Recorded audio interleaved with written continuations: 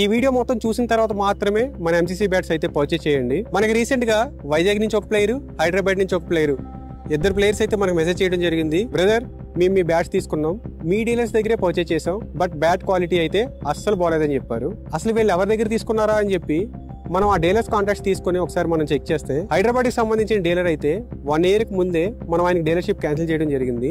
అలాగే విశాఖపట్నం సంబంధించిన డీలర్ కి అయితే 6 months ముందే ఆయన డీలర్షిప్ మనం క్యాన్సిల్ చేయడం జరిగింది. అయితే ఇప్పుడు వాళ్ళు ఏం చేస్తూ ఉంటారు, వేరే బ్రాండ్స్ సేల్ చేయడమా, లేదంటే వేరే బ్యాట్స్ ని ఎంసీసీ బ్యాట్స్ అని చెప్పి సేల్ చేయడమా, ఇలా కొంతమంది చేస్తూ ఉన్నారనమాట.